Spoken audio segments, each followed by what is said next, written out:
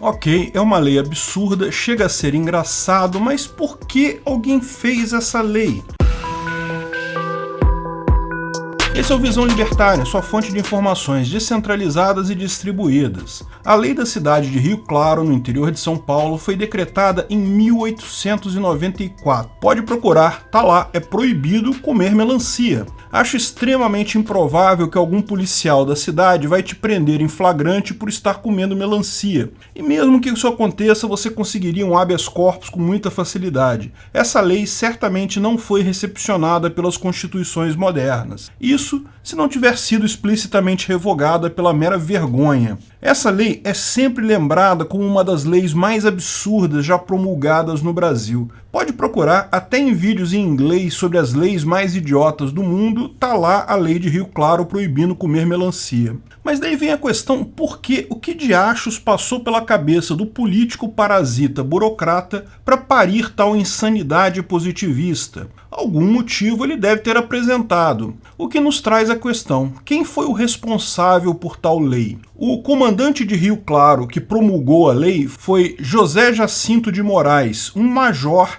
que foi presidente da Câmara de Rio Claro na ocasião, quando a cidade havia sido recém-convertida à categoria de cidade. Na época, em 1894, o presidente da Câmara exercia o papel de prefeito, numa espécie de parlamentarismo municipal que era a norma na época do Império. Sim, lembra? Isso foi antes de 1989, portanto, ainda durante o Império. O major José Jacinto foi líder da Câmara entre 1892 e 1894. Portanto, foi o responsável por tal lei. De qualquer forma, a população da cidade não ficou tão chateada assim com a lei contra a melancia, porque em 1907, já na República, com a organização do município sendo transformado em republicano, ou seja, com um prefeito eleito de forma independente da Câmara dos Vereadores, ele foi escolhido como o primeiro prefeito de Rio Claro. Seu mandato iria de 1908 a 1912, porém ele se afastou da prefeitura em 1910 por questões de saúde, já estava com idade avançada.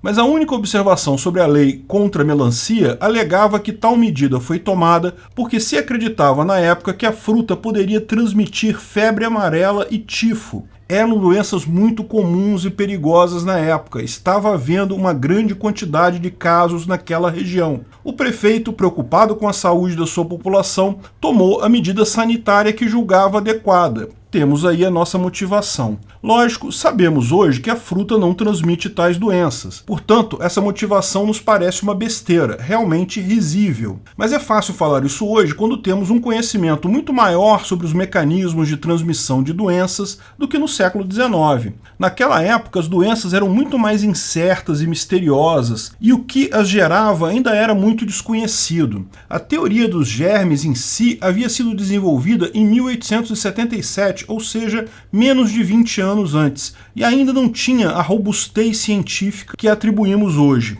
Frutas, legumes, plantas em geral eram frequentemente acusadas de serem causadoras de doenças. Também eram, por vezes, associadas com a cura de doenças, de forma justa ou injusta. A melancia já era descrita pelos gregos antigos como um remédio para a insolação, o que faz sentido, diga-se de passagem. Aliás, a melancia é das frutas mais antigas conhecidas pelo homem, uma das poucas que é referenciada no Antigo Testamento, quando os hebreus sentem saudades das frutas que comiam no Egito. A melancia, Citrullus lanatus, é uma fruta da família das plantas com flor, que inclui também pepinos, abóboras, melão e várias outras. A sua origem é a região do Sudão, na África. Acredita-se que a planta foi domesticada pelos núbios e egípcios que viviam na região a partir do ano 4000 a.C.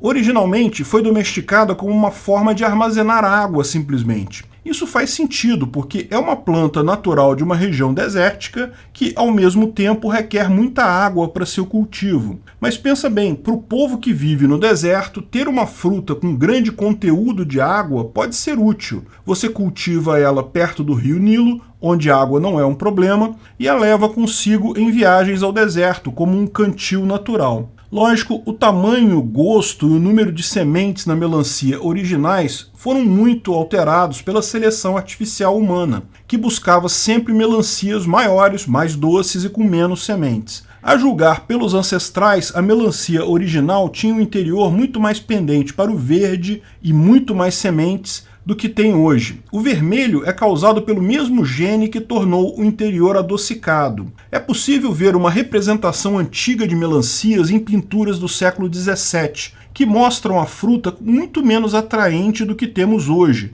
mas já com o interior vermelho, portanto já se supõe que eram doces. A seleção artificial, mesmo sem engenharia genética, foi capaz de transformar a fruta completamente. No século XVIII, a fruta já tinha aparência similar à que temos hoje e começou a ganhar popularidade também nas Américas, onde pode ser facilmente cultivada em clima tropical. Lógico, hoje com engenharia genética temos frutas enormes, sem semente alguma e até com formato cúbico. Na época, as frutas não eram tão boas assim, ainda tinham muitas sementes, mas já eram similares às mais comuns de hoje em dia. Imagina-se que no final do século XIX, a melancia já era uma fruta plenamente cultivada em vários locais do Brasil, posto que ela é facilmente cultivável no nosso clima. Mas, tal como aconteceu com várias frutas importadas de outras terras, numa época de pouco conhecimento, havia rapidamente a ligação com doenças. O mesmo fenômeno aconteceu na Europa com frutas típicas da América que foram levadas para lá. Por muito tempo, pessoas na Europa consideravam que abóbora e batata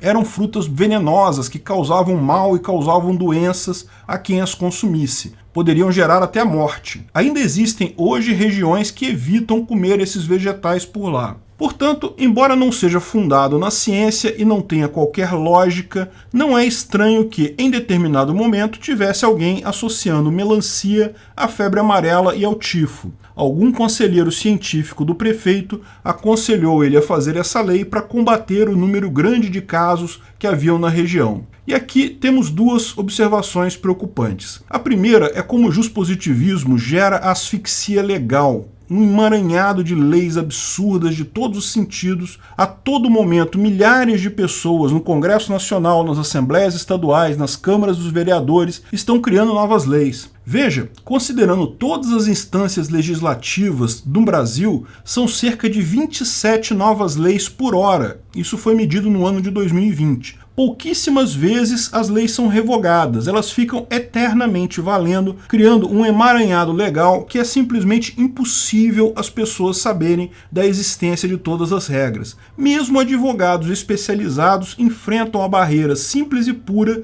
do volume de leis. Ao assistir esse vídeo de pouco mais de 10 minutos, devem ter sido criadas mais 4 leis por aí em algum lugar. Boa sorte tentando viver em conformidade com a lei nesse hospício juspositivista. A segunda observação é ainda mais grave e refere-se à capacidade de figuras políticas de estabelecer boas regras. Embora frequentemente políticos digam que suas decisões estão embasadas na ciência, no melhor entendimento do tema, na equidade, na prática o que vemos é um monte de decisão aleatória baseada em preconceito do pessoal no momento, ou efeito manada de seguir aos outros. Pior, carecendo em grande parte não apenas de ciência, como de lógica. Hoje podemos rir da lei da proibição da melancia, porque já ficou claro para todo mundo o quão idiota é essa lei. Mas quantas leis idiotas estão sendo feitas neste momento, baseadas em preconceitos absurdos e ilógicos que daqui a 100 anos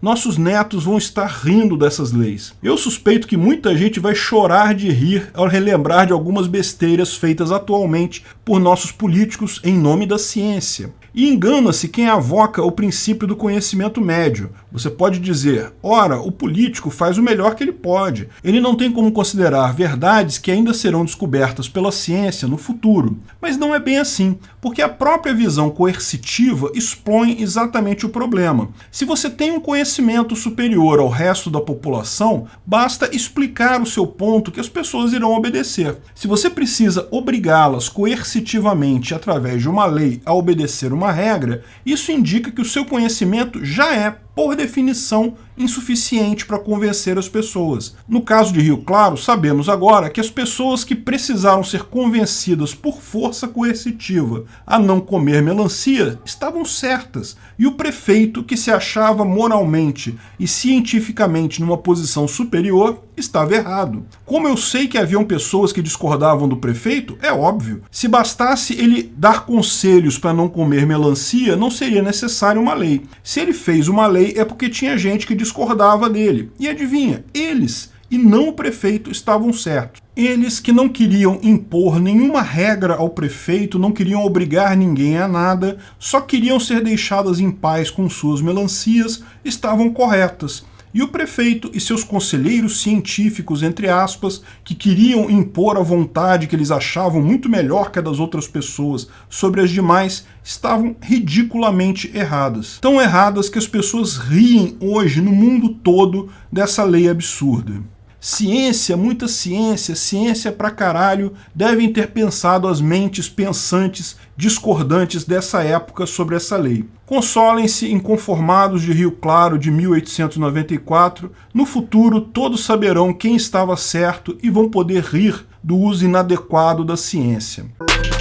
Obrigado pela audiência. Esse vídeo foi um oferecimento de armataweb.com, cloud e serviços de data center, 100% de compromisso com a satisfação e privacidade dos clientes. Aceitamos Bitcoin, veja o link na descrição do vídeo. Se você gostou desse vídeo, clique no like e compartilhe ele em suas redes sociais. Se inscreva no canal para nos ajudar, clicando no botão vermelho abaixo. Se quiser ser avisado de novos vídeos, clique no sininho ao lado. Se você quiser comprar camisas e outros itens do Visão Libertária, veja nossos itens no site Pimenta no Café, pimentanocafé.com.br/Visão Libertária, tudo junto sem acento, ou clique no link da descrição. Até a próxima!